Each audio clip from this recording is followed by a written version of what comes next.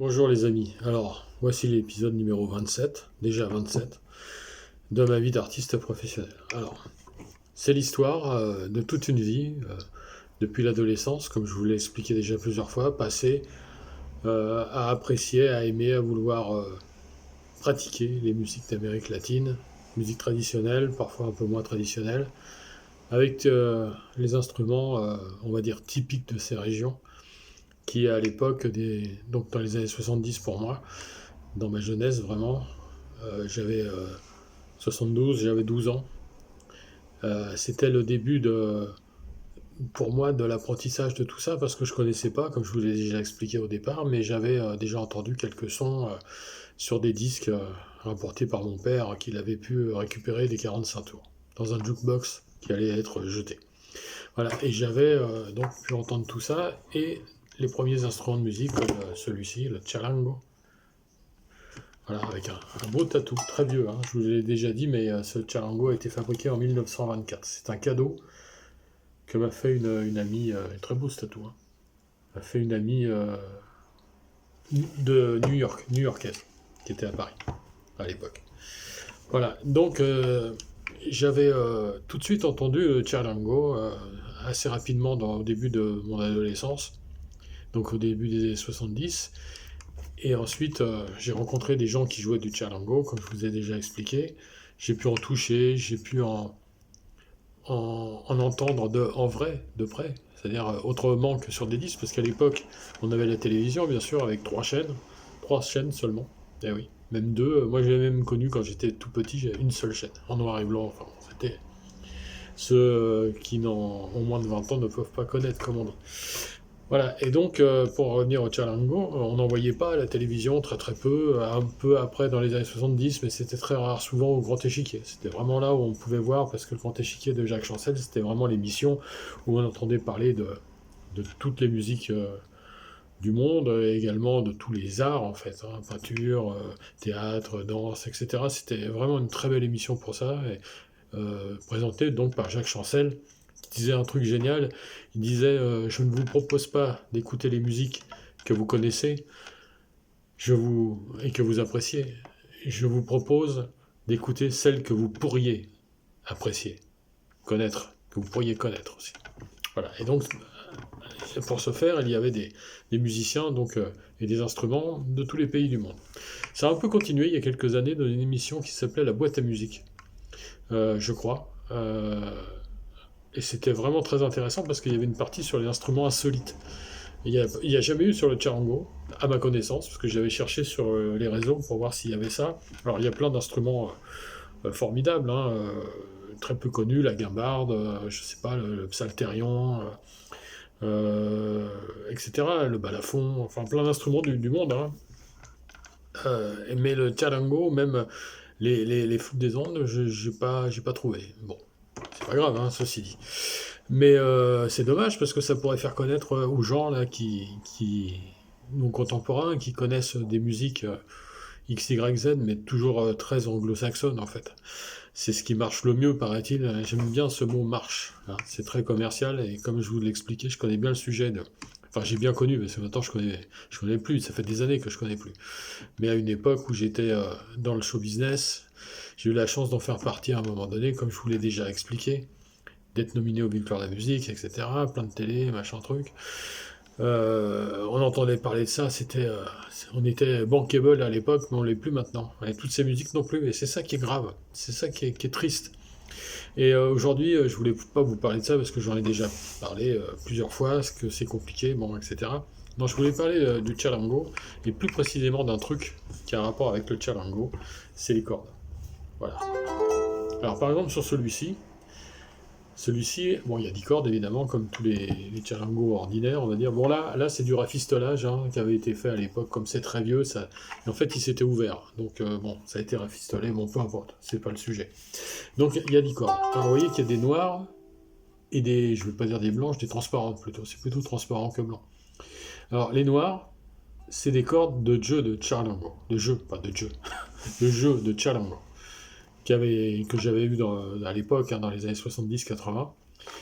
Et ce qui est transparent, c'est du fil de pêche.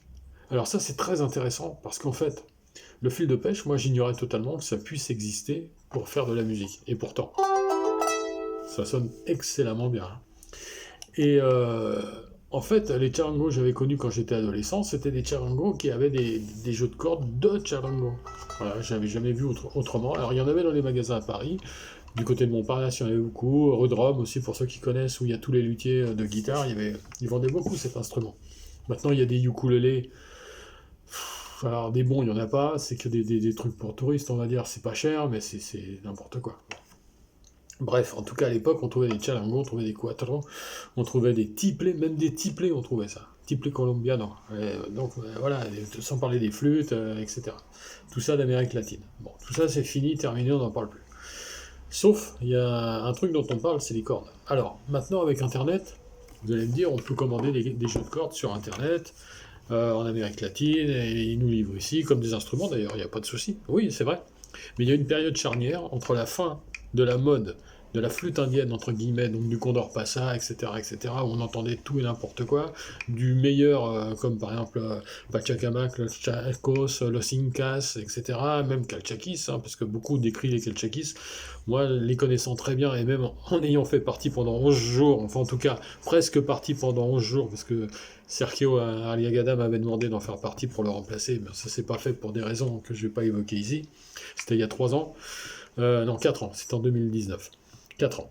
Et bon, tous ces groupes faisaient des trucs bien. Après, il y a eu des disques à droite à gauche. Bon, après, sont arrivés des Facio Santillán, Unia Ramos, tout ça. Bon, excellent.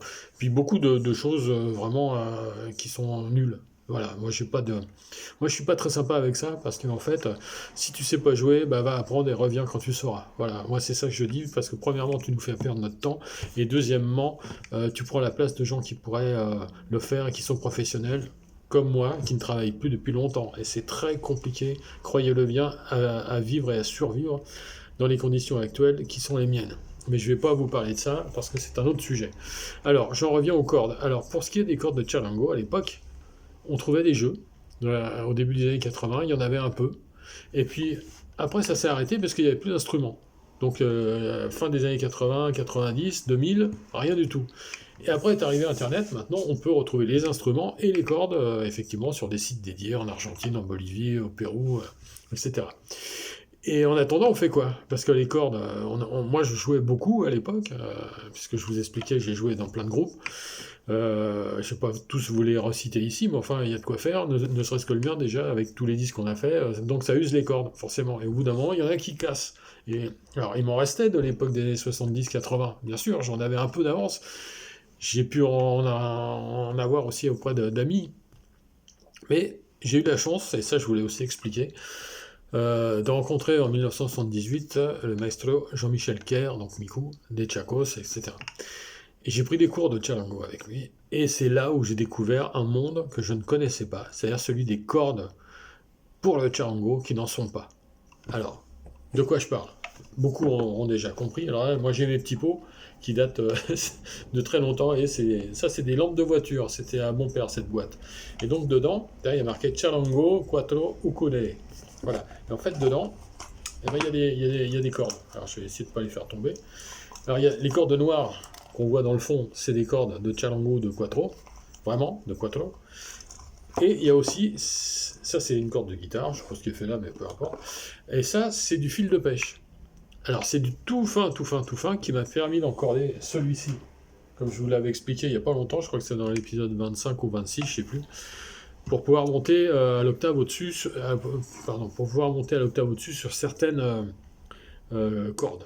Parce qu'il faut vraiment que ça soit du fin. Alors je sais même pas si vous le voyez. Alors peut-être un peu là comme ça sur le, là sur le rouge, peut-être on voit un peu. Voilà, en approchant.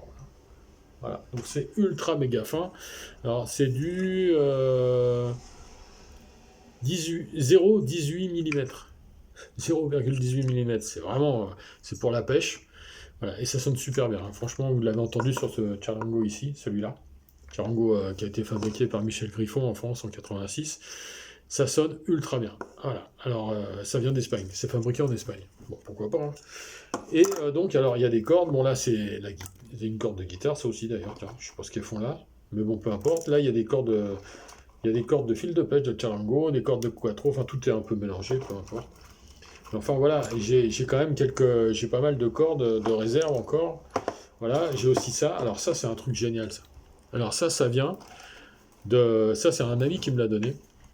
C'est Nicolas Cito, le fils de Nicolas Pérez González, des Guaranis, Calchaquis, Incas et compagnie, qui s'appartenait donc à son père.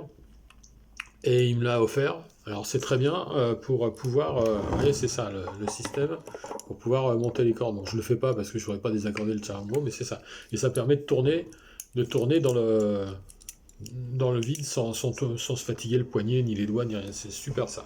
Alors je sais que ça existe en plastique maintenant, mais ça c'est du bois d'arbre, hein, comme on dit. Voilà, alors je remets dedans avant que ça aille. Voilà, parce qu'après ça a tendance à s'échapper. C'est un peu comme les vers de quand on va à la pêche, ça sort de la boîte. Voilà, les vers d'hameçon. Alors j'en ai une autre ici, toujours pareil, Quattro, Charango, Ukulélé. Alors là là c'est un autre du fil de pêche. Ça c'est un poil plus gros. Ça c'est du 0,2. L'autre c'était 0,18. Voilà, c'est le même truc, donc voilà, je vous le mets là, je sais pas si vous le voyez, j'espère. Pareil, c'est du fil de pêche. Alors, il y en a pour un moment, hein, parce que là, ça coûte, je sais plus combien il avait payé ça, je crois dans les 6, 7, 8 euros, je sais plus. Il y a 250 mètres. 250 mètres, ça fait un paquet de cordes qui pètent sur un charango. De cordes qui cassent sur un charango. Mais c'est intéressant de pouvoir montrer ça. Alors, j'en ai plein d'autres. Là, j'ai aussi des cordes. Voilà, ça, c'est des vraies cordes de charango. Ah non, c'est la guitare, ça. Non, bah non. Enfin bref, j'ai plein de cordes. Voilà, donc je me débrouille avec ce que j'ai. Alors, je regarde dans le fond, vous voyez, il y a des Savares, ça c'est la guitare. Ouais, enfin, voilà. Là, il y a des Savares. Bon, enfin bref. Donc il y a plein de choses. Alors ça, c'est super important. Et j'ai ça aussi, qui est la même chose que je vous ai montré juste avant, mais ça, c'est moi qui l'avais fabriqué. C'est une réplique, en fait, de l'autre, mais en plus gros, avec ici une ouverture plus grande pour la guitare. Voilà. Alors c'est fait à la main, vous voyez, c'est vraiment c'est vraiment de l'artisanat. Voilà. Donc tout ça pour dire que si vous n'avez pas de cordes de charango, c'est pas la peine de vous embêter. Enfin, vous faites comme vous voulez, hein, bien sûr, mais c'est pas la peine de vous embêter à les faire venir d'Amérique latine. Il suffit d'aller dans des magasins de pêche, de fils de pêche. Je pourrais vous donner des adresses. Moi, j'en ai un à côté des Invalides qui est extraordinaire parce qu'il y a tous les diamètres, dont ce que je vous ai fait voir là. Donc c'est super. Voilà. Bah alors je vous dis au prochain épisode. Et puis je vais vous jouer un petit truc vite fait. Enfin, sans le faire tomber évidemment.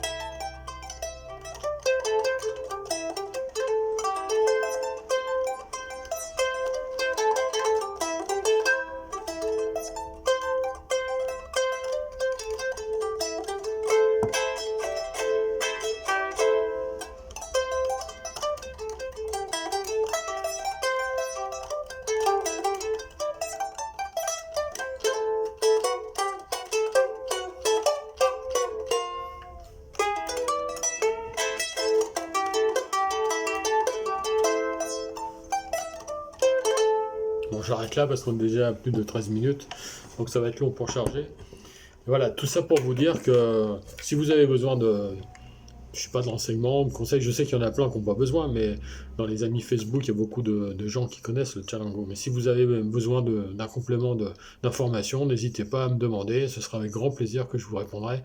Parce que même si je suis pas le meilleur, je suis pas le plus mauvais non plus. Voilà, allez, bonne journée.